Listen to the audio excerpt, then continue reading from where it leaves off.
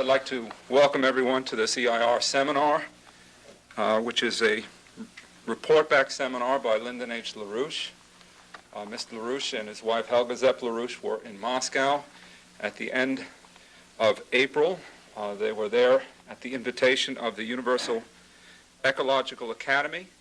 Mr. LaRouche had become a full member of this academy on March 17th. While he was there, he spoke to the Ministry of Economics of the Russian Federation. He also spoke to the Russian Academy of Sciences, specifically the Africa Institute, the Institute of Oriental Studies, and the Institute of Scientific Information on Social Sciences. While Mr. LaRouche was there, he had the opportunity to present to the participants in these seminars his European Triangle proposal, his economic policies, and the prospect for dealing with the upcoming impending economic crash. There were many discussions back and forth. I'd like you all to welcome Mr. LaRouche, and he will give us a report on the various discussions that took place. Thank you.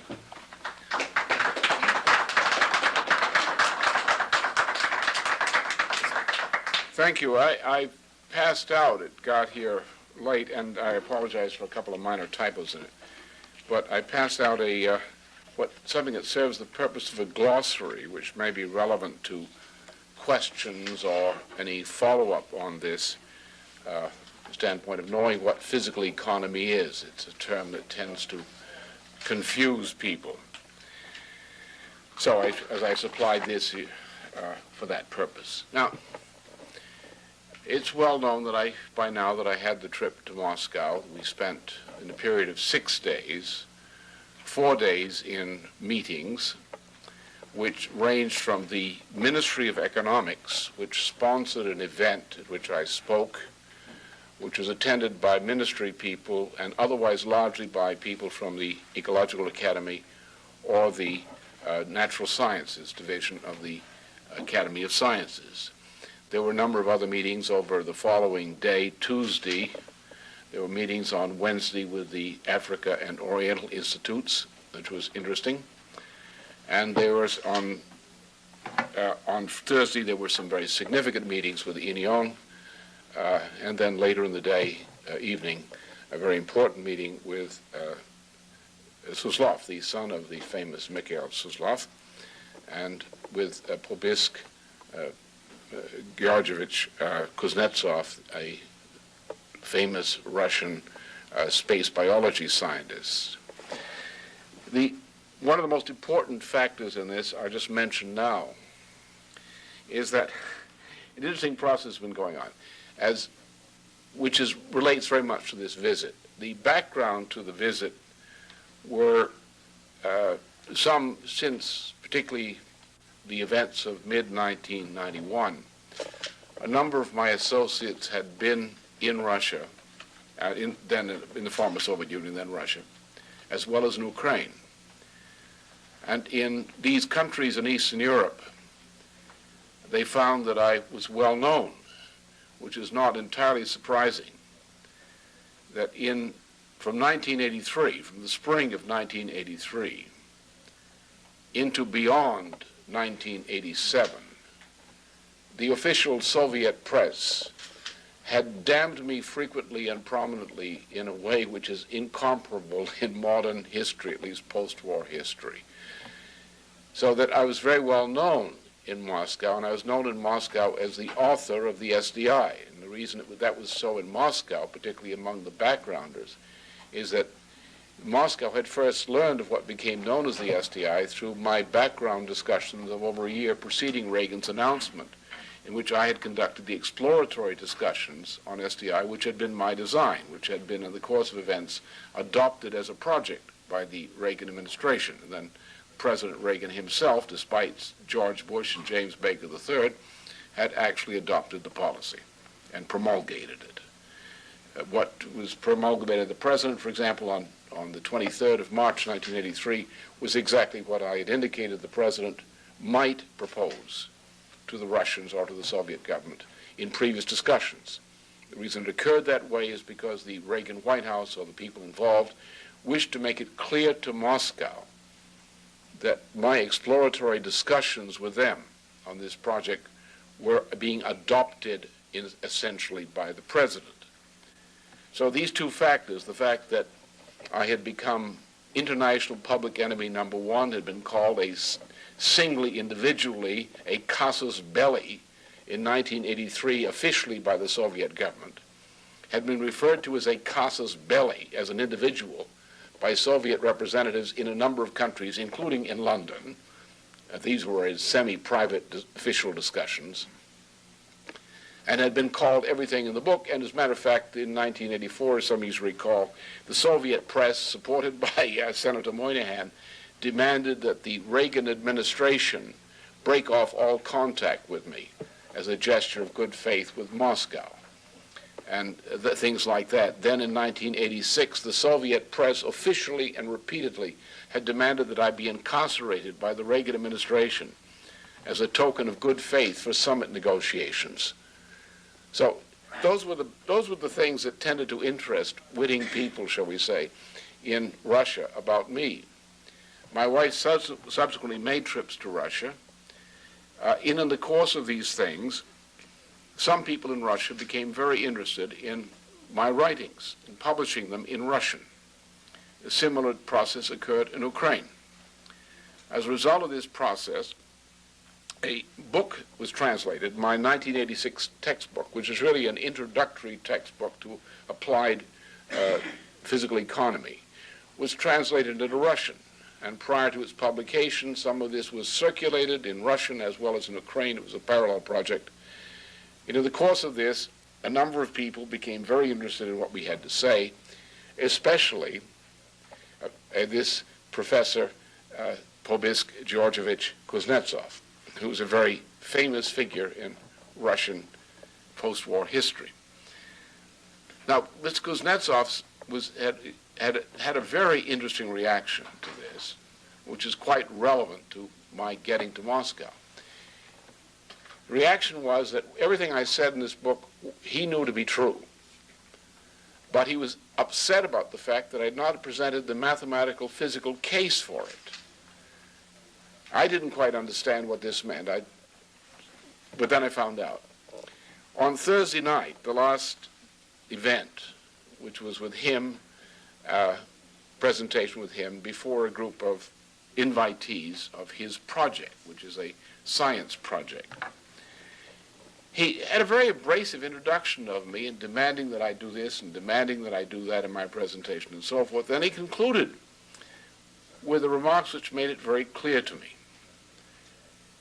He said, and you can read this in the issue of EIR, which will be published the week after next. I believe that's the issue.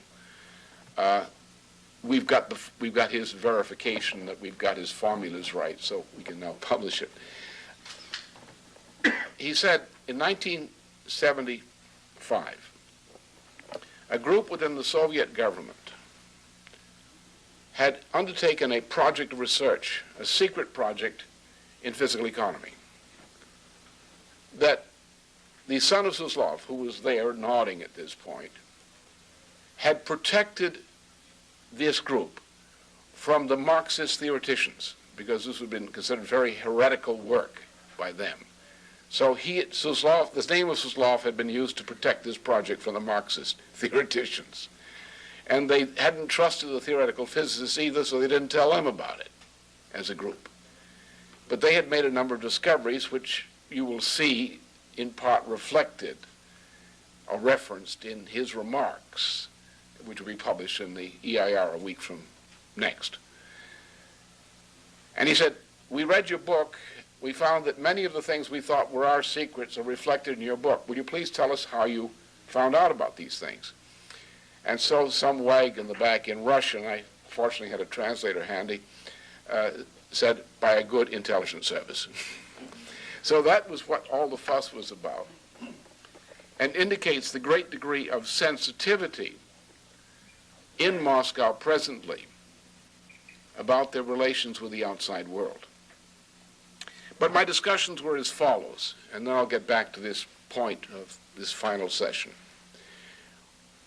First of all, I'll tell you what I emphasized to the Russians to whom I addressed, the particular points. And then I shall indicate what my assessments are of the Russian situation, which are provisional type and are of a strategic nature, which will be of interest to a number of other countries besides people of the U.S. and Russia and Germany and so forth. First of all, I emphasized to them, because I thought it was necessary to clear the air, that we know all about the collapse of the Soviet economy, the East Bloc system, which they knew I had forecast back in 1983. But I said, have no doubt that the present global financial and monetary system is not only going to collapse, but it's going to go in an absolute breakdown collapse unless, which is very unlikely, unless various governments, including the United States government, were to put the present monetary system into bankruptcy. That would stop the collapse, and nothing else will stop it. What is going to happen, either maybe this spring, maybe this summer, maybe this fall, maybe next year, but it will certainly happen and very soon, is the entire global financial and monetary system, headed up by institutions such as the International Monetary Fund and the Federal Reserve System of the United States. This system is not merely going to collapse, it is going to break apart soon, almost certainly during the term of President William Clinton. Therefore, the only serious question before any of us is not whether the system is going to collapse. It is going to collapse. There's no possibility of saving it. This collapse is unstoppable. The only question is there life after death of the IMF? And therefore, intelligent governments will consider nothing serious except to make preparations for this collapse and to organize quickly a recovery of a new financial system and a new monetary order instant the collapse occurs. That we should do something now, but I don't think governments have the courage to do it politically. But we should prepare for the collapse. The Titanic is sinking. Get the lifeboats ready. And that's the message. So let's not have any talk about how to adapt to the IMF system. I've compared this to it's like sticking young eggs under a dead hen. They don't have much of a future. So therefore, the question is, what do the United States, Russia, and other countries do in the event of a collapse? We have to put, as states, only governments can do this. So much for free trade. You have to put the system into bankruptcy under law by the action of sovereign nation-state governments and by concerted actions among such sovereign nation-states. If 4 or 5 governments, say, of the world, say the system is bankrupt, then the system is bankrupt, and there's nothing the system can do about it. It's bankrupt. And that includes putting into bankruptcy the U.S. financial institutions, which means the New York banks, among other things. It means putting them all into bankruptcy reorganization under federal government supervision. By reorganization, that means that we will compel Chase Manhattan and Morgan and so forth to keep their doors open because we are going to use their facilities for recovery even though the banks are bankrupt. So they'll be working for the United States government, not for their former owners. The Federal Reserve System will have to be taken over by the United States government and made into a national bank along the lines indicated years ago by Treasury Secretary Alexander Hamilton. In the case of the United States government will have to create currency under Article 1 of the U.S. Constitution, removing all possibility of the Federal Reserve System issuing currency at its own pleasure by discount mechanisms. We are going to break up the private central banking system of the world and go back to what was called once the American system of political economy as defined by people such as Alexander Hamilton. If we do not do that, there is no future for the world except chaos. We have no choice. So the job now is to define, first of all, agreement on those measures, and secondly, to define the economic policy measures which will be taken to get the economies moving instantly. We have political responsibilities which have to be met. We have pensions. We have other things. We have where a social crisis would occur if we did not meet these responsibilities. Therefore, the government will order, under bankruptcy reorganization, that these various funds pay their obligations to pensioners and so forth and so on, to maintain social stability. But we've got to get the economy moving. We simply cannot do what, shall we say, the French Jacobin government did at the beginning of the 1790s and start issuing paper as if that's going to solve the problem. The basic need we have in this country and in every country is infrastructure, basic economic infrastructure. We're going to have to build and rebuild railroads. We're going to have to build water systems. We're going to have to build power systems. We're going to have to create these projects as ways of getting the private sector going again, to the same kinds of measures that we use for war contracts. That is, if the government sponsors a project, infrastructure project, the private bidders will get a contract if they succeed. These contracts will be discountable at banks for purposes of obtaining credit to meet the payrolls and their purchase of supplies. So we're going to take firms that are bankrupt, we're going to take them off the ground, put them back in business. These kinds of measures. But what we need is a global picture of how to rebuild the world. Because if we do not do this, there's only one alternative. Chaos worse than that which struck Europe during the middle of the 14th century. We see already the world is disintegrating. We see what we saw in Kampuchea under Pol Pot. We see it under Blue Helmet supervision in the Balkans. We see Blue Helmet supervision in Somalia. We see what Blue Helmet supervision meant in Rwanda. We see the efforts to put Blue Helmet operations into operation in every part of the world.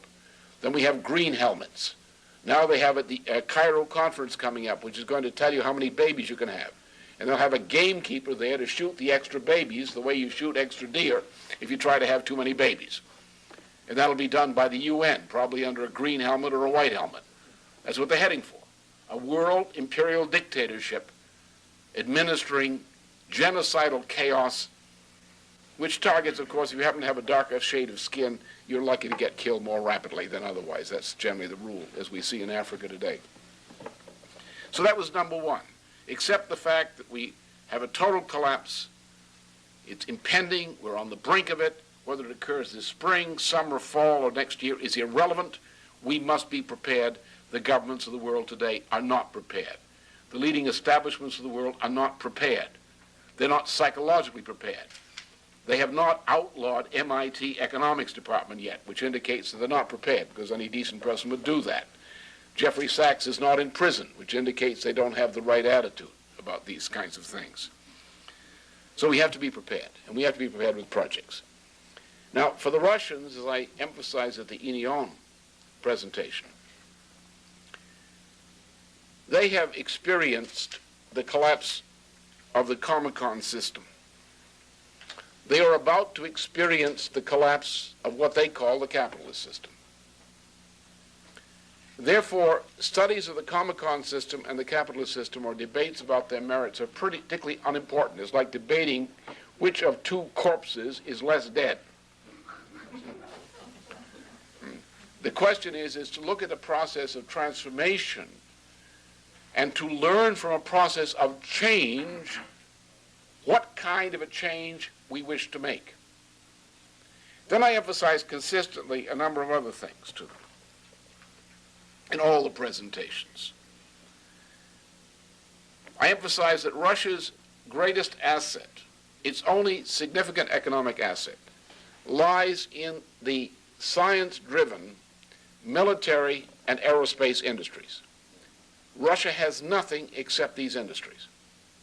Without these industries and their preservation, the total Russian economy will collapse. Not collapse in a financial sense, but collapse in an economic sense. There's not enough food. Not enough is produced. There's not the potential of producing a product by which to earn enough to buy imports. The problem in Russia, of course, was because of the system and because of a sociological problem, which is sometimes called the peasant problem. In Russia, generally, someone went into military service, and if they were bright, they ended up in the military sector as their future career. If they weren't so quick, or they were lazy, or stubbornly not so bright, they got into the civilian economy. The civilian economy was made up of people who did not want to accept technological progress. The tendency was, even among the management, if you had a factory that needed repair, you designed old bricks. And you replaced old bricks. You replaced old machinery. You did not accept new machinery. New machinery was an ideological intrusion into the cultural purity of the local institution. This was the problems the Soviet literature recorded in great detail back in the old days. The problem was that the Russian system did not move technology from where it was being generated in the scientific, military, aerospace sector, did not move it effectively into the rest of the economy. The other problem was, of course, the Russians didn't believe in infrastructure. Stalin always believed that if you built railroad systems, the Germans would use it to overrun the country. Therefore, he had no railroads to be with. Russian power systems are a disaster. So, and the military side of the thing is very interesting to those of us who studied it, because the military section produced a very capable force, and still does. But it couldn't get that capability into the civilian sector.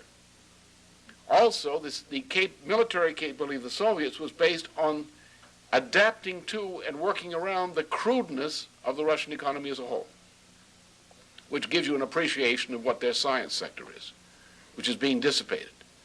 So the science sector of Russia is in that importance. I could also add, which I didn't dwell upon too much publicly there, that to become a scientist in Russia, you probably started as a dissident, a political dissident. Before you were caught and shipped off, and you still might be shipped off. If you had a political disagreement with your boss, you'd be shipped off as the enemy of the state to some camp someplace for re-education. That's the way you settled bureaucratic problems in those days. But the Russian, like Pubisk himself, who spent about 10 years north of the Arctic Circle in a relevant kind of camp, is that the Russian scientist was often a dissident who, instead of getting into political quarrels with the state, ran off in the military sector, became a scientist, and had an intellectual and moral life as a scientist under the protection of the fact that even though he was an unwanted specimen by communist society, he was nonetheless indispensable to the military aerospace sector. And therefore a whole section of the Russian scientists is a key part, not only because of their scientific capabilities, but because they represent potentially the core of a very valuable political component of the future Russian society. It is the vital interest of the United States, contrary to Mrs. Thatcher and her puppy dog, Bush, that the Russian military-industrial sector be preserved, not demobilized, not torn down, not being turned into pots and pans, because we need it globally. We need to have the Russian economy as a viable proposition. We have a great deal of the world to feed with not enough capacity, and without those kinds of capacities, we will get nowhere. I also emphasized other things in the same direction. Now, my analysis of some of the problems. But first, let me indicate where we fit in, that is, my associates and I fit into this precisely. I've been convinced of this for a long time. I knew this system was not going to be maintained. I knew it back in the 1970s when the floating exchange rate system was put into effect. This system cannot function. And I emphasized to some of the Russians what the problem was. What is the reason, what is the basis on which we know that the system as it now exists has reached past the point of no return of a collapse which is inevitable and total? What we know essentially is that the way the system works is this. You have at the base, you have an economy, a real economy.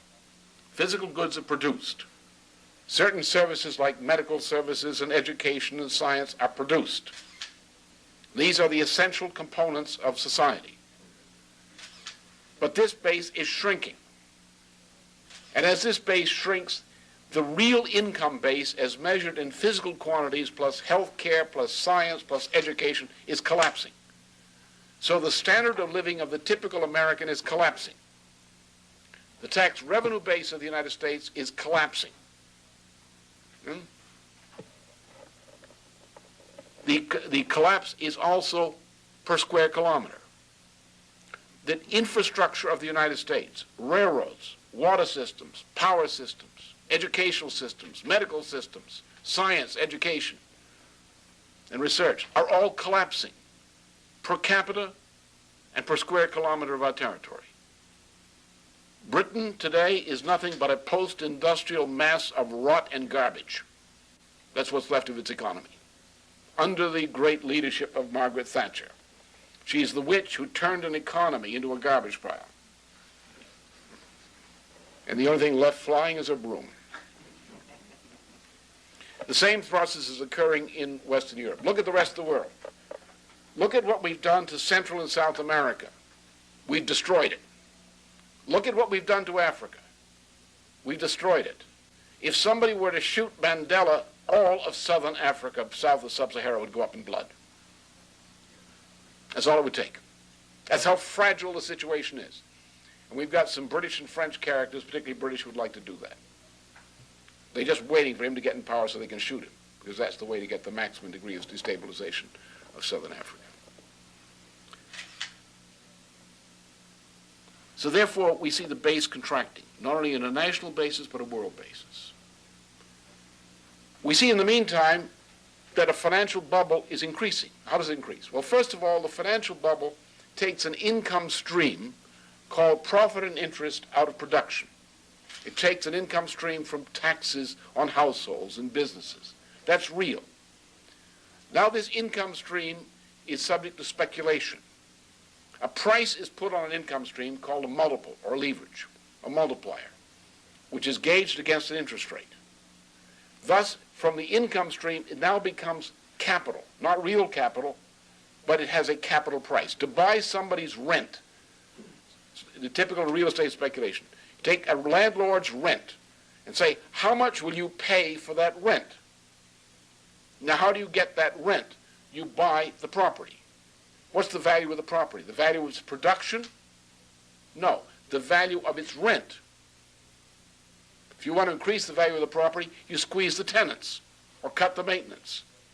Therefore, you increase the rent. Therefore, you multiply the nominal value of the property. Thus, you get a fictitious capital gain. Now you take the fictitious capital gain and you consider that an income stream and you sell that. You issue a stock against that and sell that. You speculate some more and get another income stream, fictitious, and you sell that. Then you get a bunch of idiots who are the children or the grandchildren of John von Neumann. They have a computer and they have game theory. And they have a program that matches the game theory. And they sit down and they program speculation like this. You get a Wendy Graham, the wife, I believe is what she's called, of Senator Phil Graham. And she legalized derivatives, which would be previously illegal. And they got a big speculation going on this, and we now have, admittedly, about $16 trillion is tied up in the average turnover of derivatives. There is an additional, a tremendous secondary market in derivatives, which is totally unregistered, which may take months after the collapse of any bank to find out what it is when you find out who doesn't pay, finally. This is spitting over to total more than $300 trillion a year of turnover of a speculative financial bubble. This speculative financial bubble is all based on the leveraging of a shrinking income stream. So you have a precise analog to terminal cancer, in which the cancer is existing and growing by destroying the body upon which it feeds. And that's what's happening to the world economy, including the economy in the United States. We've now reached the point that in sight, the total income stream from the federal income tax revenue will not be sufficient to pay the debt service on the federal debt. Are you going to, at that point, increase the tax rates? What's the effect of increasing the tax rates under those conditions? Therefore, you have reached a point, a critical point, exemplified by these kinds of facts, which show you that the bubble is about to collapse. And you have a few voices like Marie Soleil writing in Le Figaro periodically, warning of the collapse of the big Casino Royale. You have the collapse of the Credit Lyonnais as a result of secondary speculative market in the corruption of the Socialist Party government of France. You have the collapse of a part of Deutsche Bank's enterprise, which is extremely serious. You have the Banesto Bank, which is a Morgan operation in Spain. You have the collapse of the government of Spain as a result of this Banesto operation, which exposed the drug money running of the Felipe Gonzalez government through people like Cisneros and his La Galeria, which is the basis for the Spanish economy at the top. So you have all around the world the symptoms of decay. We have phenomena today. Let's go back to 1931. What was the phenomena that indicated the onset of the Great Depression of the 1930s? The first came in 1931 in the collapse of a bank, the Wiener Kreditanstalt Bank, in the spring of that year, May of that year. The Kreditanstalt Bank, which was tied to British London operations throughout the Balkan Eastern Europe region, out of Vienna, was tied into the same kind of business as the Donat Bank in Germany. So that some of the Donat Bank collapsed. As a result of that, in September, the Socialist Party of Britain, the Labour Party, let the pound sterling float because they couldn't maintain it any longer. That was the Great Depression. Not 1929, that. Today we have, in collapses of banks, like Credit Lyonnais, Banesto, and so forth, in the bailout of Citibank, which was bankrupt by the Federal Reserve System, the virtual bankruptcy of the Federal Reserve System itself, which is pouring money like mad, printing press money into bailing this out. We have the symptoms of a greater financial collapse than occurred in the 1930s. More devastating. It's all there. People take it for granted. Oh, just another bank went under. So that was clarified. We talked about other problems. Now let me just indicate what I think the answers are, and then come back to what I think the problems in Russia are today. After I'd left Russia, President Boris Yeltsin visited Germany for a meeting with Helmut Kohl, the Chancellor of Germany. At the conclusion of that meeting, there was a public announcement both on the part of Yeltsin and of Kohl. Yeltsin proposed that the German government, which is now to lead the European Union, take over a proposal to build high-speed rails from Berlin to Moscow, and propose that this be seen as part of a system connecting to Paris to Moscow and beyond, through Warsaw. At the same time, in Russia, there was a release which announced the intention to run the rail lines from Moscow to Tokyo, which means to Vladivostok. In the same period that this was announced, we received a communication from the Chinese ministry in response to an EIR inquiry on the Silk Road Railroad proposal which is being aired in China. This is published in a currently available edition of Executive Intelligence Review, a report on this.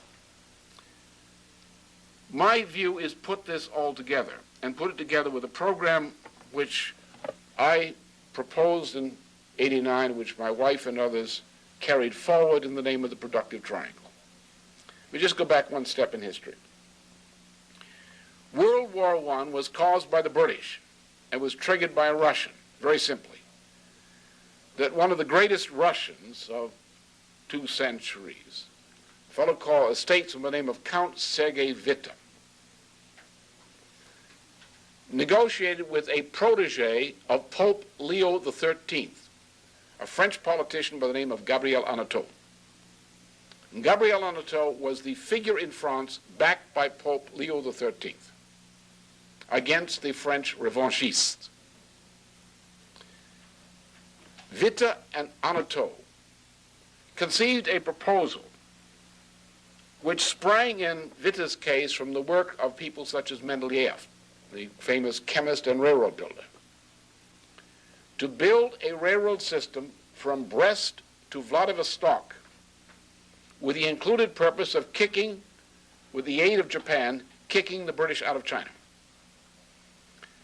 As a byproduct of that, the Germans were drawn into a Berlin to Baghdad railroad project.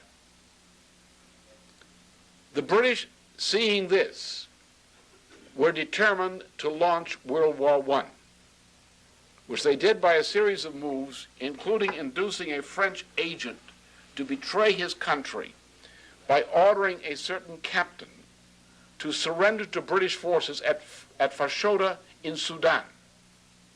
And Kitchener moved in, accepted the arrangement, and the development of a railroad line, which had been projected by France, from Dakar to Djibouti was cancelled.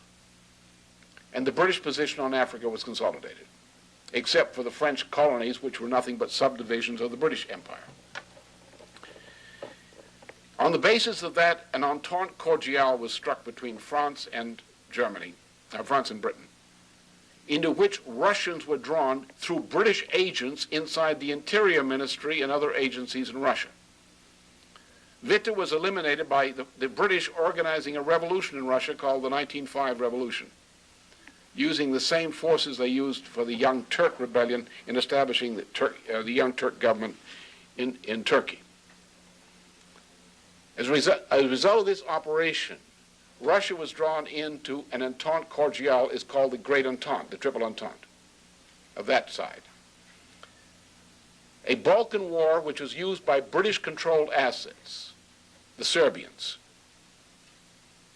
was used together with British agents inside Russia in the Bakunin Pan-Slav tradition to engage Russia in a passion over defense of the Serbs, who were British agents.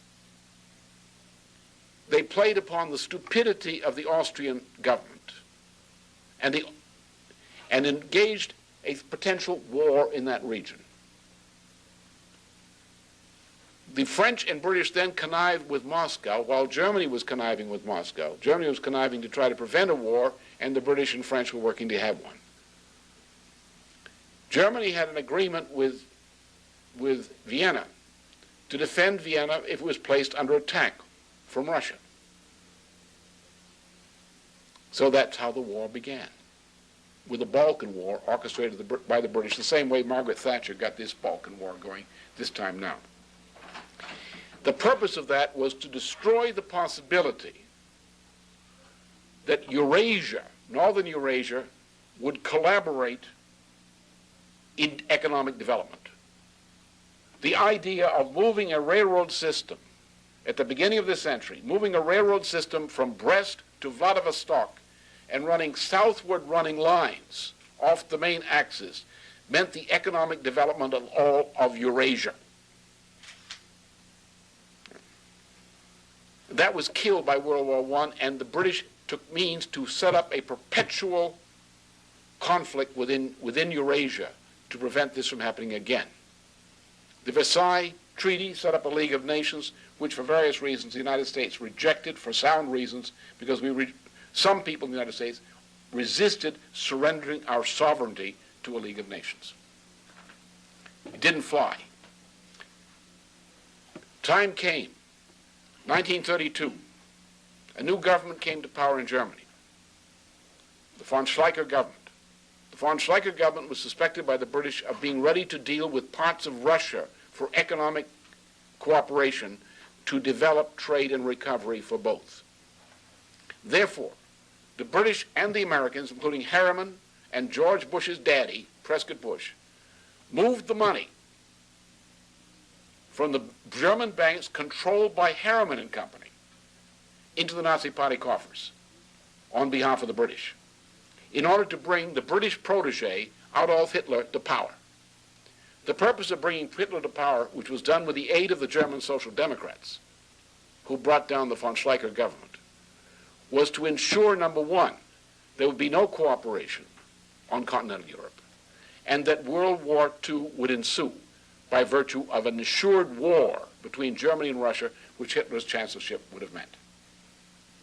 So we've had two world wars as a result of the British not liking the idea of Eurasian development based on railroad centers and based on kicking the British out of China. Now, the British have made themselves persona non grata in China.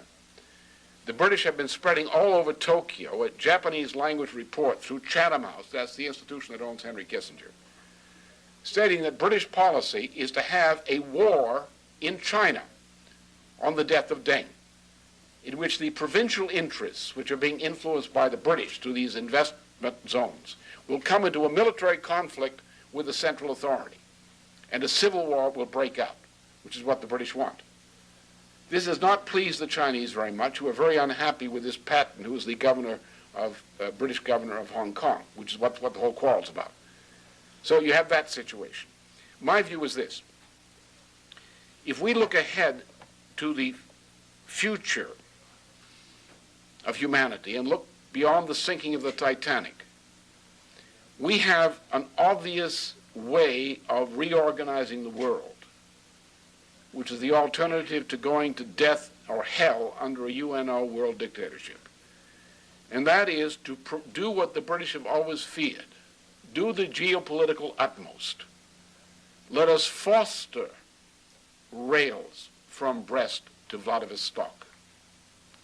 Let us foster the development of the Silk Route Railroad in China.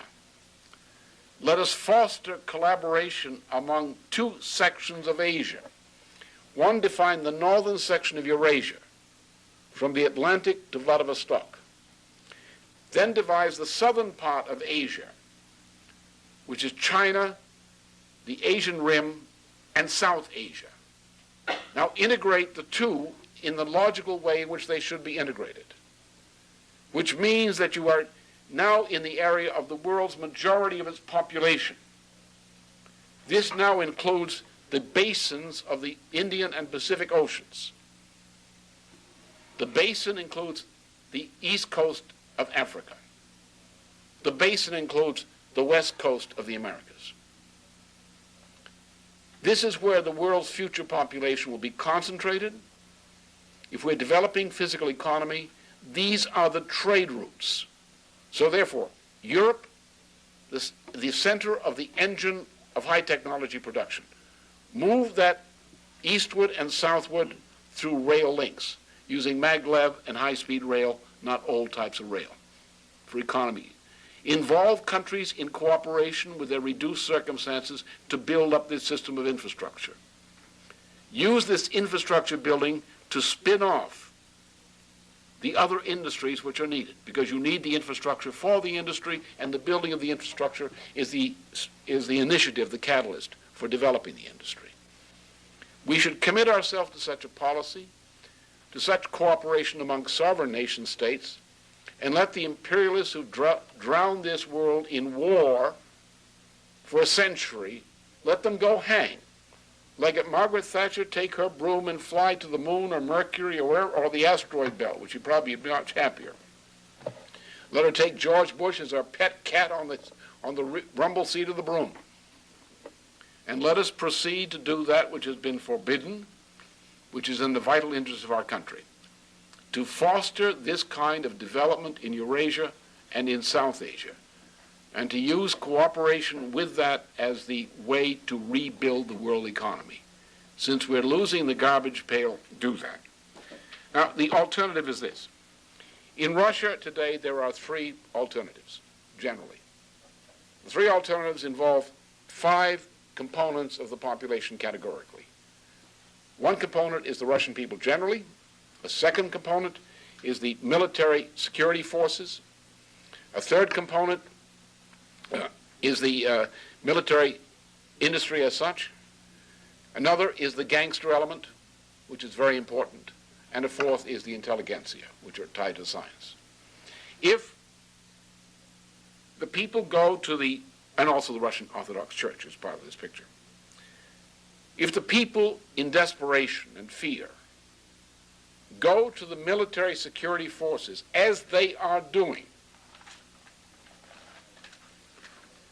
and if there is no other element of the situation, a continuation of the present process will lead either A, to a military security forces-backed dictatorship, not necessarily military dictatorship. A military dictatorship is not in the Russian cultural character, but a dictatorship backed by the military and security forces is. The alternative to that is chaos. We already have war in Transcaucasus. We have potential war breaking out around Kazakhstan. We have the potentiality of destabilization which could lead to other kinds of wars in the region, which involve nuclear and other weapons. Chaos spreading throughout the planet. That is less probable, I think, than dictatorship, but it's highly probable. The third alternative is something along the lines I've indicated. Those are the three alternatives. I see no other. The idea that there's going to be some great rise of a democratic movement around capitalism and free trade and whatnot to rebuild Russia is a complete pipe dream. The last chance for a democratic solution in Russia went out the windows when the windows were shot out at point-blank range by Russian tank artillery. I stood there in front of the Ukrainia Hotel on that little spur of road beside the bridge. And I looked right across at the building, which had been painted up since to get the defacing removed. And I saw exactly where the tanks, it was indicated where the tanks had been lined up and how the fire had been directed against there. The reason the fire was there rather from another position was because the press was there to witness it. They had an office there, could watch it. When that artillery barrage destroyed the parliament, the last chance of a democratic solution in the foreseeable future in Russia went out the broken window. The Russian reform movement has become increasingly visibly demoralized since that time, increasingly so. The new parliament, the Duma, has no perception of power. There's no likelihood under present circumstances that it will assume power. Therefore, forget it. The Russian people are not asking for permission to devise democratic solutions. The Russian people are like a drowning man, saying, look, don't give me that crap about trying to swim, rescue me. And when the Russian people, who are Russian people, scream to the military and security forces, rescue us, you are likely to get things in the direction which are now being reflected by General Ruskoy. That doesn't mean Ruskoy is a factor who's the author of this. This means it's an organic tendency which is highly visible in Russia. Therefore, if the United States were to continue with Europe its present policy toward Russia, we are going to get either chaos or we are going to get a dictatorship, which will be filled with hate toward the United States. On top of that, I can tell you, from my observations on the scene in Russia, which means, given my limited observations, it has to be taken very seriously. British agents are operating in Moscow to accelerate conflicts between Washington and Moscow, and doing everything possible to have the United States blamed emotionally for every problem that the people of Russia are suffering. And they are suffering. Not as badly as Eastern Europe, not as badly as elsewhere. I'm not in a position to judge that personally by eyesight, but experts have told me of the situation, and that's the picture. And what they describe is less bad than is the situation in Eastern Europe. That's our situation. My function in this picture, as I see it, is that Russians have drawn me in to a position of an academician in the Russian system, particularly on the basis of economic science, but also in other things. I was invited for 4 days to Moscow to meet with various parts of the Ministry of Economics and the Academy of Sciences, which is, in a sense, a home base for me at this point, in part. We had extremely serious discussions, including a discussion of the principles of physical economy with Boris Kuznetsov on the Thursday evening of the final day I was there. Obviously, I have responsibilities which flow from this. My answer to those responsibilities is manifold, but in this particular case, it's what I've indicated to you here. The United States has no policy. Under Bush, we had a policy which was New World disorder, Thatcher's policy. The present presidency may have directions, but it has no policy. The United States has no policy. Well, that's not particularly embarrassing because Britain has no policy except bad things, and no other government in the world has policy. Thus, we have to have a policy, and my job, I believe it, is to articulate a policy. I believe the only visible policy is, first of all, accept the fact that the system is going to collapse, accept the evidence as to why it's going to collapse, be prepared to build a new system. Now, the Titanic is sinking, build lifeboats. Economically, in other words. But we must have a global strategic perspective. We cannot pull into ourselves and sit in America and watch the world go to hell and wait to see what happens afterward until the smoke clears. We have to have a global strategic perspective. I propose the global strategic perspective is the obvious one.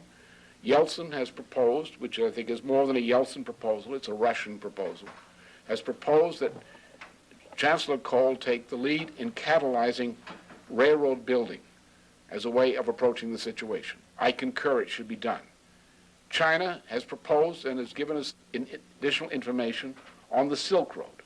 They wish to build it. They've indicated reasons for building. They've indicated a perspective. We should propose that. We should endorse it. We should endorse the idea of Eurasian cooperation, using Central Europe as a generator of technology to help catalyze the development of the rest of the region. We should propose with Japan a South Asia policy from China, Southeast Asia, South Asia. We should draw representatives of this region of the world into cooperation, both through private means and other, in order to encourage a discussion out of which a policy and a policy consensus may arise, or at least the basis for policy consensus. The United States government needs that. The Russians need it. If we introduce something in which the Russian people and the Russian leaders, the intelligentsia, can recognize that what is being proposed is in the vital interests of their nation, I think, as in other cases, they will find that they can translate that into results. I think that without such a policy, the world is plainly going to hell. Thank you.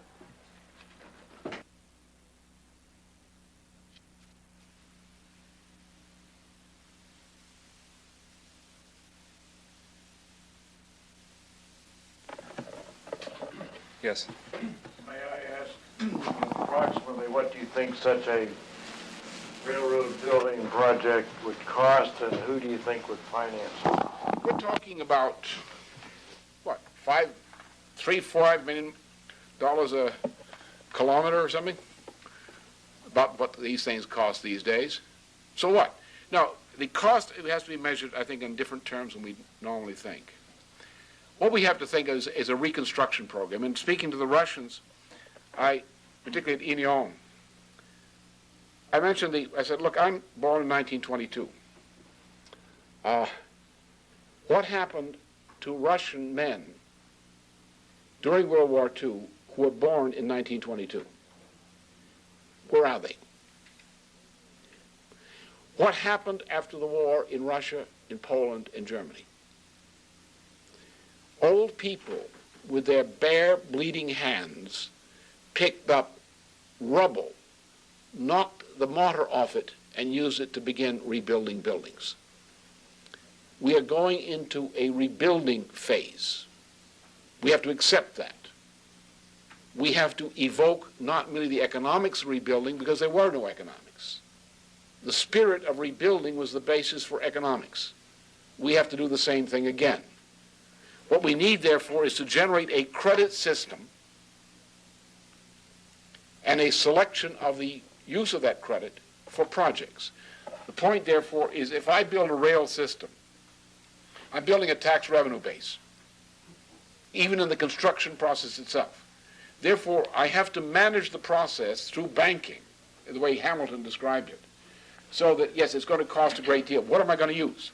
I'm going to use labor that otherwise is idle. I'm going to use factories that are shut down. that maybe are imperfect, but I don't care. We'll get the product, we'll get the job done. So this thing will cost us nothing.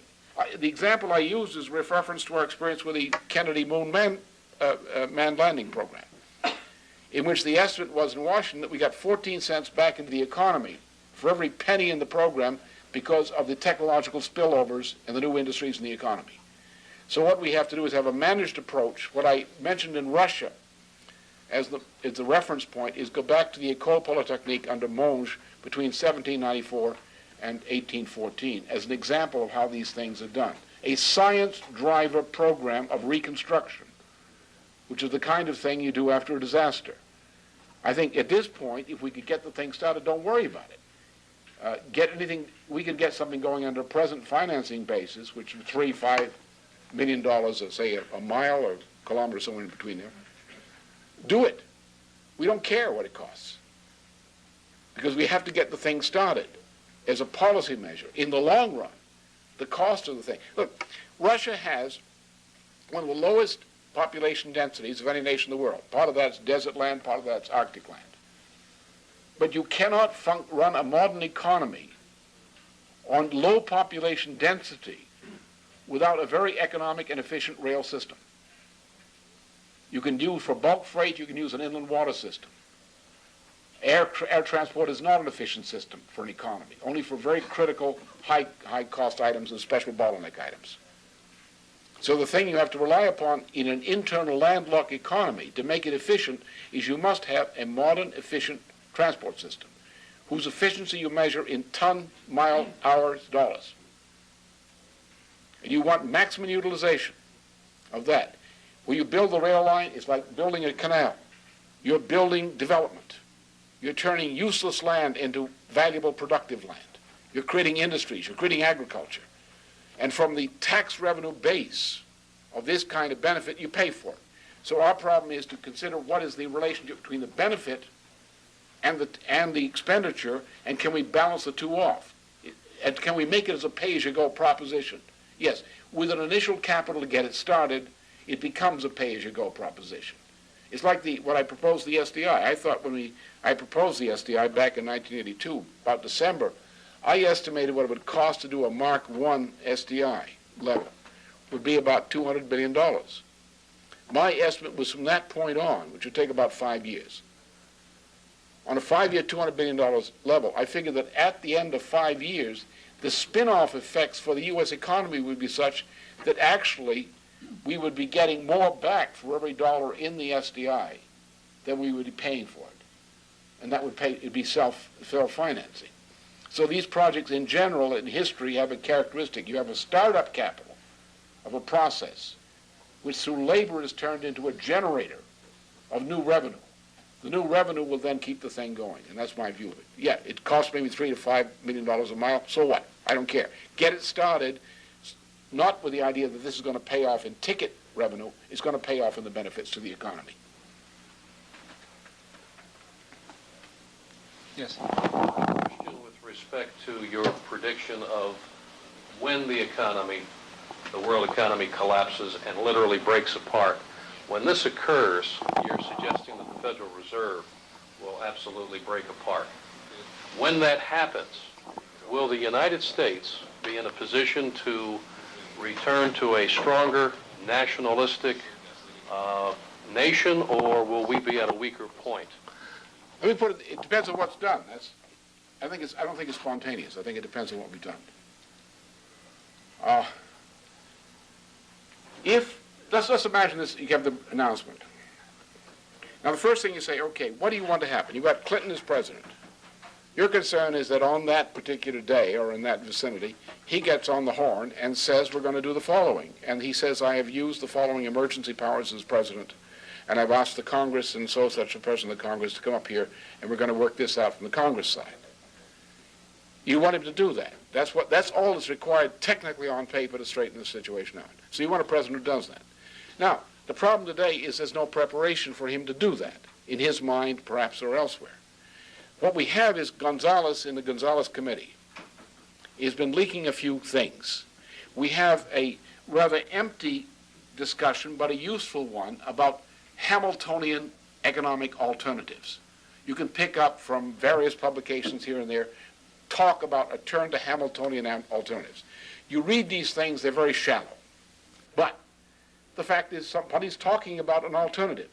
So you have to put some meat into that discussion, a solid discussion. We need to have a preparation. Now, if you have preparation, and if you have around the country not a president standing up with his bare face hanging out, saying, let's do this, but instead you have people in every part of the country who know what he's talking about, including people in influential positions, people who are in part of the pores of political organization, then it functions. So you say, we want patriots, we're going to take over the Federal Reserve System tomorrow morning, or I just did it under the emergency powers which the Democrats gave me back in 1970s as president. They didn't know I was going to be president, but they created these powers under these Emergency Powers Acts for financial crisis. I'm going to use the acts. I've just used it. I've declared a national emergency on the basis of a financial crash, and I've just taken over the Federal Reserve System. Apart from cheering in certain quarters, and also some pain. The question is, who's going to implement it? What does that mean? If I were to say it today, most people wouldn't know what it means. If he says it, they wouldn't be sure what he meant at all. So the problem is we have a process, we have very limited time. And the important thing is to get this message out. The thing that's blocking us is that people say, well, the system's going to collapse. And the same thing is in Russia. The system's going to collapse. You become obsessed. Can't we save it some way? Because you have the idea there is no alternative. Now, the first thing you've got to get people out of people's minds is the idea that this can be saved. It can't be saved. So the first thing people have to recognize is why it can't be saved. You can't just say, well, on my authority, I feel it can't be saved. Say, no, look, sit down, understand why this is past the point of no return, the system is going to collapse, and soon. Now, once people reconcile, the passengers on the Titanic will actually reconcile themselves to the thing that this is not an unsinkable ship, that it can sink. Right? The management of the company is crazy. They're getting the captain to do something perfectly silly. They're taken in by their own propaganda. The ship is about to sink. Let's do something. Then they say, okay, no longer do they debate whether it's going to sink. They say, what do we do? And I would rather have the American people and others in that situation, or the Russians too. What are we going to do? Fine. Let's discuss what we're going to do. So therefore, I think the greatest problem we have today is the delusion coming from so-called economists who say, well, the system is not going to collapse. Yeah, you're right, there are many problems with the system, but it's really not going to collapse. It is going to collapse. And that is the educational point that has to be addressed, I think, first. Because once people accept the fact that the collapse is inevitable, then they will open their minds to considering alternatives. And there are alternatives. But you have to have the idea of the alternative established in at least some minds before the crisis occurs. Otherwise, you'll have someone saying, here's what we should do. And then 5,000 years from now, some historian will say, this guy said the right thing, but nobody was willing to act. It's like commanding troops. Two things that a commander-in-chief has to know in time of a crisis. First of all, he has to have some people who can command troops for him. And secondly, he has to tell them that if they don't get the troops on the other side of the river tonight, at nightfall, before morning, he's going to fire them, the way Lazare-Carnot did. And that's how you get out of a crisis, in my view. But we do, I admit, we do not have at this moment some of the essential ingredients required. First is clarity among a large number of people that this is the situation, in which case they're going to be open to saying, well, what do I do? What's my role? Secondly, you have to have a large number of people in the country who are willing to, who understand what has to be done, who are willing to organize support for its being done and making it work. Those are the two ingredients we must supply in the time available.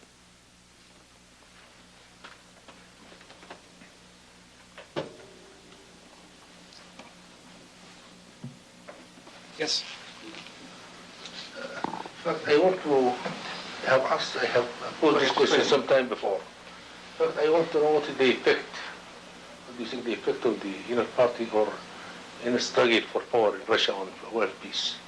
I'm saying this because some people believe that the inner party struggle in Russia between Stalin and Trotsky led to help Hitler to declare World War, the Second World War. Because, of course, as a result of this struggle between the two, the pogrom took place, and Stalin got rid of the cream of the army.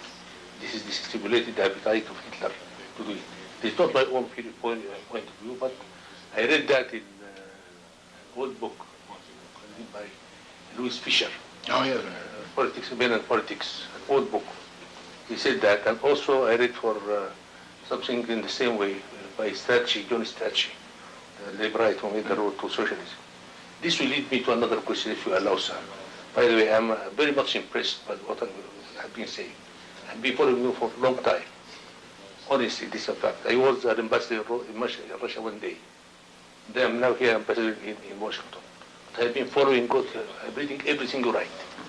I'm highly impressed, I'm sure. My question is, what do you think, what will happen to Trotskyism?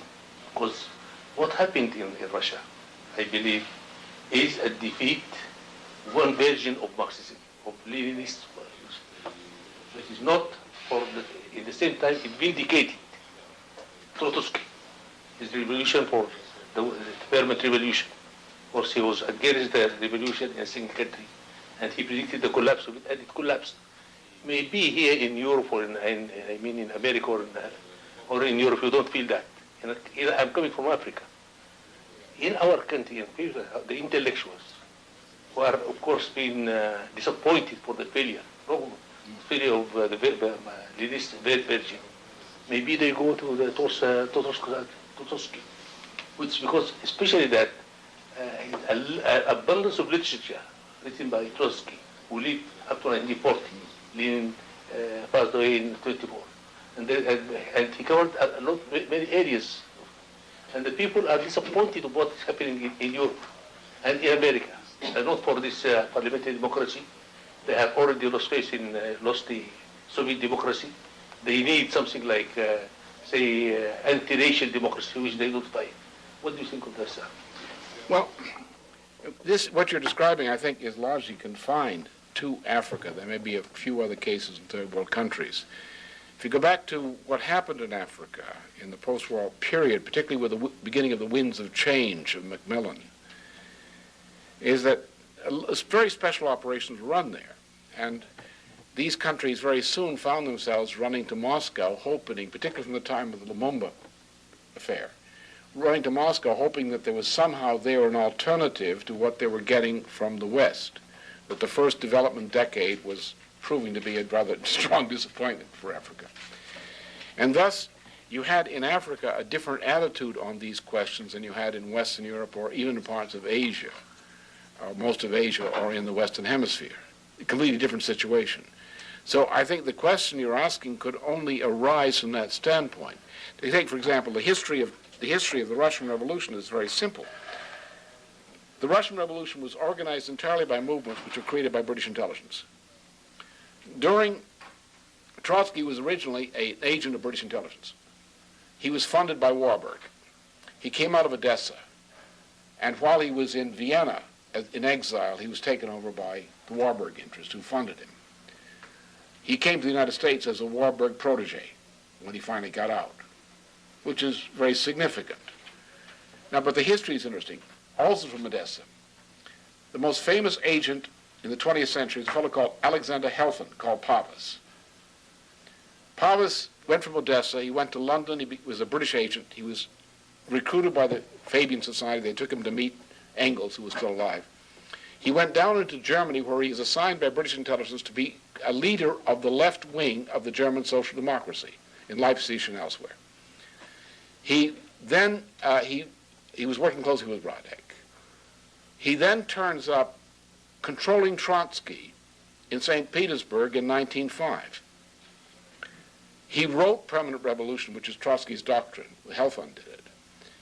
And then he turned up back in Germany, and very soon he was kicked out of Germany in a scandal because he and his buddy, a scoundrel by the name of Karl Radek, were caught embezzling money. So at that point, Helfand Pavas left Germany and turned up in Turkey. In Turkey, Helfon Parvus was backed by international B'nai B'rith. The same international B'nai B'rith Lodge, British-controlled, which created and was the Young Turk government of 1908. That's the government that used the Kurds to kill the Armenians. It was done by B'nai B'rith. In fact, in the B'nai B'rith area were Rekanati, the big family, the Aleppo grain trading family with Odessa. Also, Parvus was an agent, a grain trader with Rekanati, how he made his money. He was also a weapons agent for Vickers, British Vickers. He was involved heavily in the Balkan Wars, the first Balkan War, and the second, in funding it. In 1916, he was picked up through Turkey by British intelligence and sold to the German military intelligence service for the sum of 1 million gold Reichsmarks for what was called the Parvus Plan. At that time, the British were supporting the Mensheviks around Kerensky for overthrowing the Tsar. The Tsar was their wartime ally, and they were overthrowing him. The Germans, therefore, were sold by the British on the idea of supporting Lenin as the alternative. So the Germans paid, according to Bernstein, who was a German intelligence official at that time, 30 million Reichsmarks to Parvus for his own services, plus what Parvus stole, and he could steal abundantly, for this operation. Parvus then got Lenin, through Radek, to take this trip to go back to Moscow. He put 5 million gold Reichsmarks in Karl Radek's pocket. They went back to Russia. It worked out that the Mensheviks lost, the British number one group lost, and the number two group, the fallback group, the Bolsheviks, won. At that time, the Bolsheviks with Lenin, but particularly Trotsky and Dzerzhinsky, set up what became known as the Cheka. The Cheka was set up by British intelligence through Captain Hill. Right? So that what we are given as politics from Russian communist politics is fraud. Yes, things happen, but Stalin was a peculiar animal. Stalin was a third roamer. And when the whole crowd that was the international crowd, the Communist International crowd, which included Trotsky, Bukharin, and so forth, they divided. So we have today, you have two groups. You have the fascist left, which is called the neocons in the United States.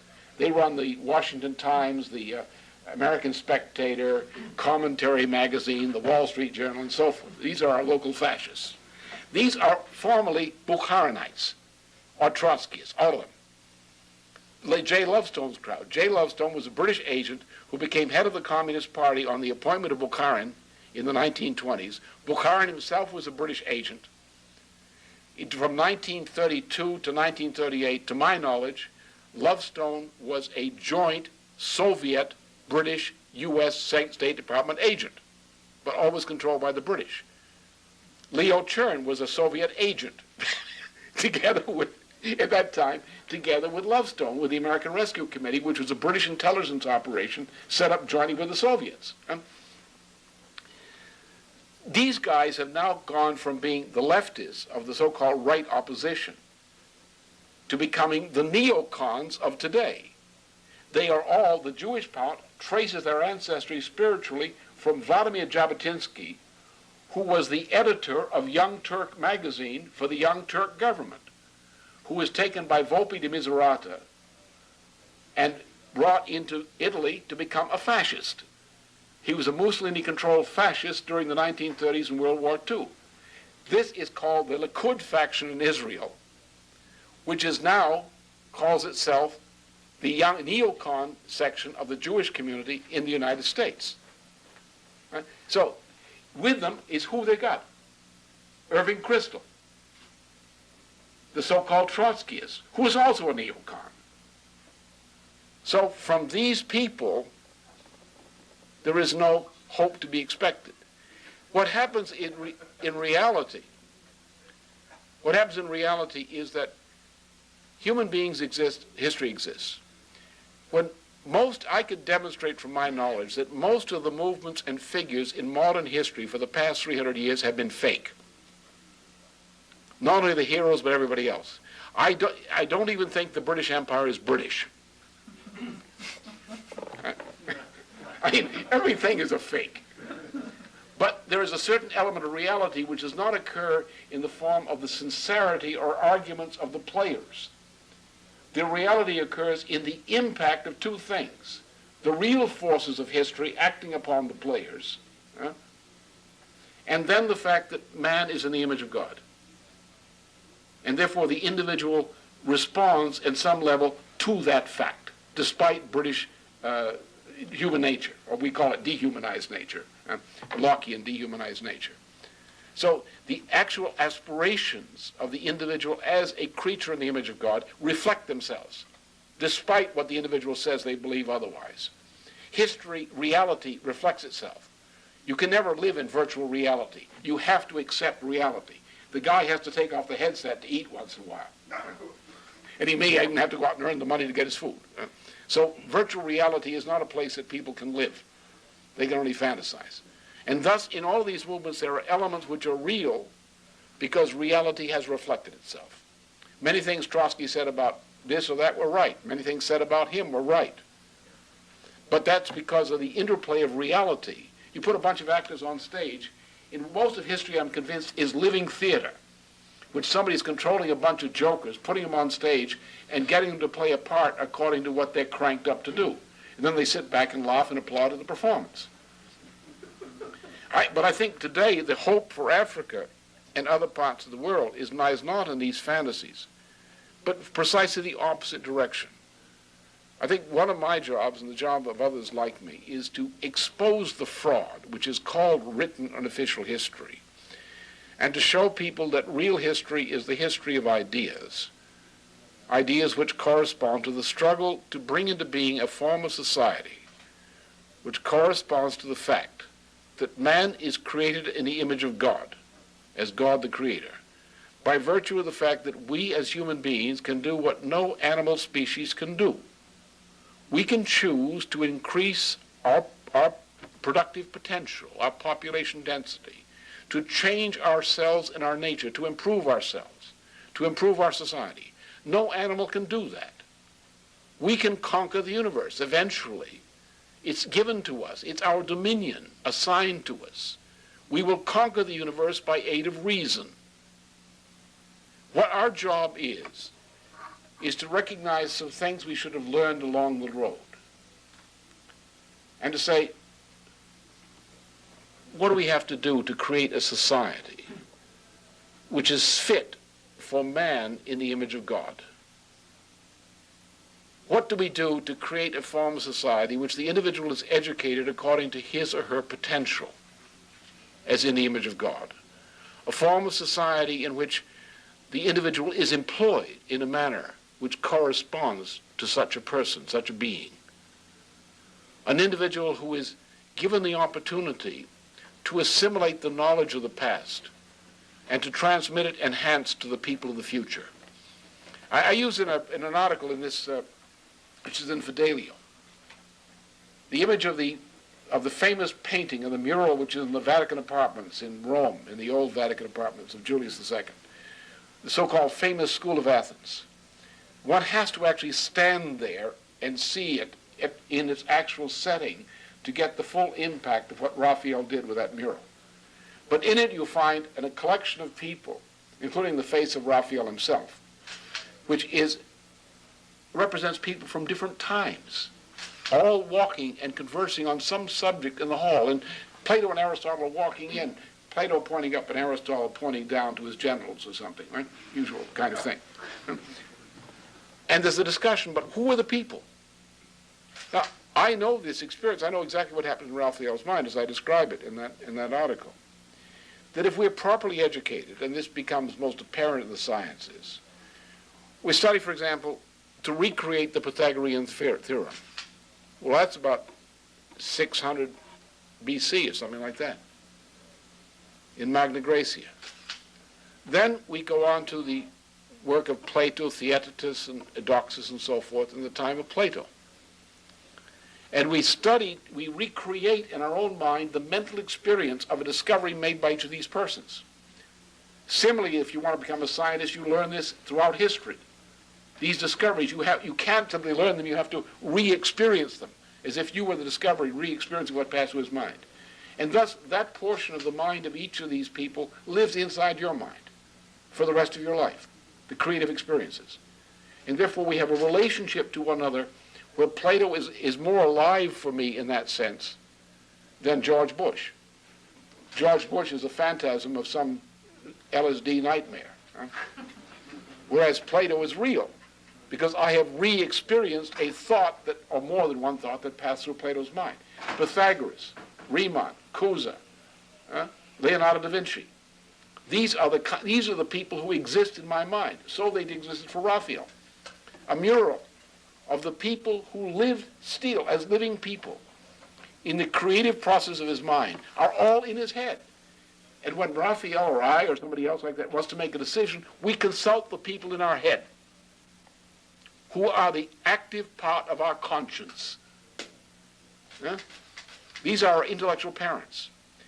They therefore live with us today. So what's our relationship with them? Distance, time? No. We touch them and they touch us directly. They touch us by what they give to us in a living way. We touch them by bringing to reality, realization, what they have given. We make their contribution immortal.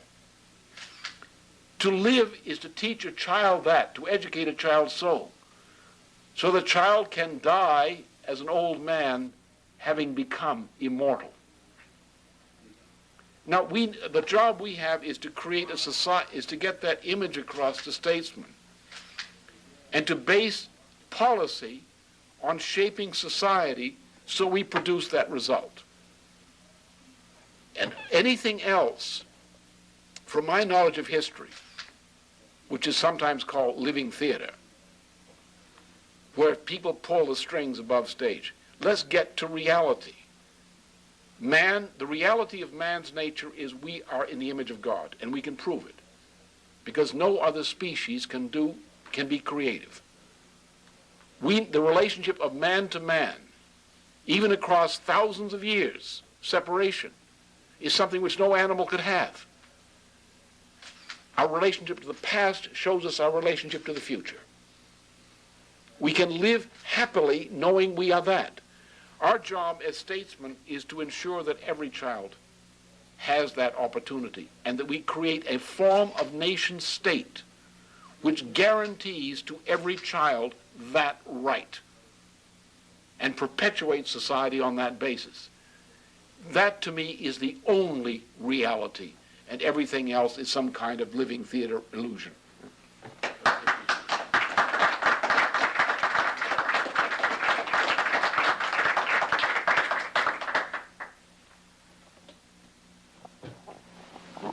Go ahead. Sir, may I ask that you explain just why the financial structure of the world is going to collapse? I need to think about that. First of all, if you find some of it in here, just a reference, and that's why I got the glossary along here, that in describing these inequalities, the primary inequality, that you say, what do we produce? Forget money. Think about physically, what are we producing? Because money is only a means of exchange. It's all credit is a means of exchange.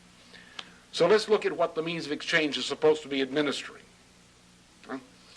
So look at the physical aspects. What are the aspects? You have physical consumption of industry and person and households, necessary to maintain. And as Leibniz pointed out, when you have a higher standard of living, you require to have a higher productivity. All right. Now, in addition to enable society to produce, we also need education, science, and we need health care. You can't have, if you need a scientist and he takes 30 years before he can finish and become a qualified scientist, you don't want him dying at the age of 35. Right? So therefore, you've got to have health care to have technology. If you have a poor society with low life expectancy, people have to quit work at 12 or 13 or 15. How can you have development? Or Africa, people live to 40 as a mean expectation or 50 as a mean expectation. How can you have a modern society? They don't have a chance. They don't live long enough to have a chance. So, these ingredients. All right, now take any instant in the process of an economic process. Let's call this consumption of material things plus education plus science plus healthcare, let's call that energy of the system, is what's required to keep the production process going. Now let's look at let's take those same kinds of things and let's see how much we're producing at that instant. Now let's look at the ratio between those two things as your first parameter. Ratio of production to the rate of consumption. That gives you what's called a free energy ratio. But you observe something else. You observe that the energy density in the form of infrastructure, capital intensity, so forth, the complexity of the division of labor increases as you get to higher levels of productivity. Right? So there you have this twofold ratio, which is not entropic, which doesn't fit the so-called laws of thermodynamics, as no living process does, for it, by the way. Right. Now, that's real. The income is, the net income is the increase of output over input.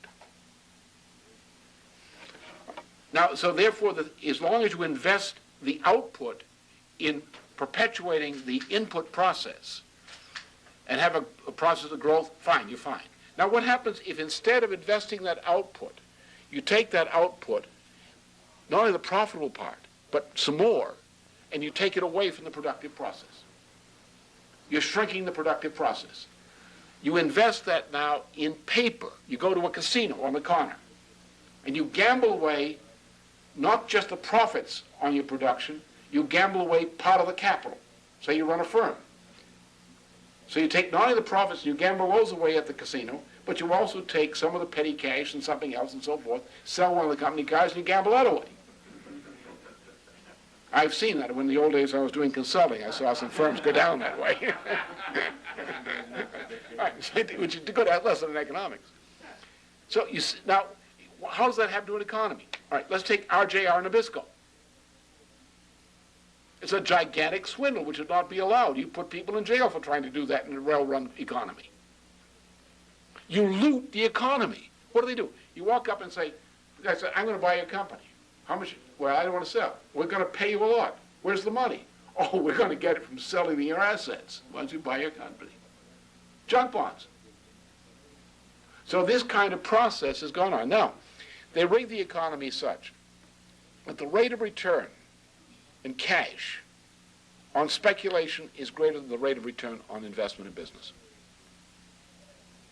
Or people take the money out of the business, and what happens then, you have a financial management. Now, the biggest thief in any country is the treasurer or the financial management. Oh, sure, he's the guy that does the stealing. He tells you that your responsibility to the stockholders is to steal from your company to put it into speculation, to invest it in money management, financial management. So now you take your assets, you liquidate your company, you sell this off, you fire the employees, you do this in order to invest in this business.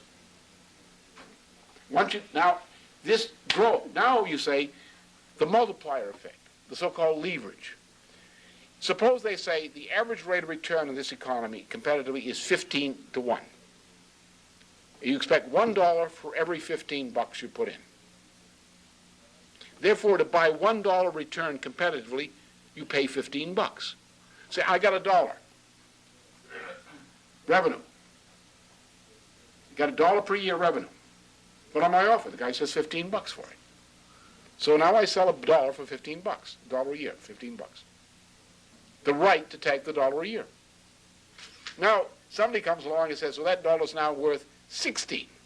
So now I have $1 profit plus $1 in gain of something that never existed. Because the $15 never existed. That is, you never had $15 to sell. You had $1. So they buy it for you on the basis of a leverage base for 15 bucks. Now you, having bought it for the 15 bucks, now have a $1 a year yield. But you know it's been going up. And so now you find it's going up to $16 yield, 16-time yield. So now you have 16 bucks asset instead of $15. So you have the $1 a year yield, and now you've got $1 capital gain you've added to it. Now that is now an income stream which is now priced on a basis of 16 times that. Right. Now, how do you keep this going? In order to keep this going, you've got to keep that process going. Otherwise, your value will collapse by a factor of 15 or 16, downward. So you've got to go back to the base and steal some more money to keep the process going. What you have to do is you take over a company, you sell off its assets, part of its productive capacity, its real estate, it's this, it's that. You loot the employees, fire the key employees, cut out research, cut out replacement, don't pay your amortization, don't pay to repair, maintenance, so forth, like they do with railroads. Now you put that into the gambling casino of this 15 or 16 time operation. And what you're doing is they're building up this mass which requires more and more looted out of the economy to take it. And you're shrinking at the same time, you're shrinking the productive base. So all you do is take the figures on the total, take the total population, what percentage of the population is in manufacturing actually, what percentage is in other productive categories, what happened to them. What's the tax revenue base today in deflated terms as opposed to 5 years ago, 10 years ago, 20 years ago? And you see the tax revenue base is shrinking, the bubble is expanding. The bubble could be sustained only by an increasing tax revenue base, but the tax revenue base is shrinking. Then you have the Federal Reserve, which goes in and prints money on discounting to keep this process going. It's that simple. That's the general formula. Is that you have two components. You have real capital, which represents the investment in actual production or related things. Then you have fictitious capital, which is the spending of real money for something which is given capital value but which has no value. Then you accept fictitious value as having the same value as money which comes out of production. And that's where we are. Now you've got a debt. The Federal Reserve subsidizes these guys. They do it by selling government bonds. Therefore, they manipulate the process to increase the federal debt, and the whole thing is guaranteed by Woodrow Wilson's income tax law, which guarantees that you, the taxpayer, will pay an income tax to fund the federal debt, which is how the Federal Reserve System was set up in the first place. We've come to the end of that through the introduction, the breakdown of the gold reserve system, and the introduction of the floating exchange rate system, then the Folcom measures, then deregulation, 1978, 1982.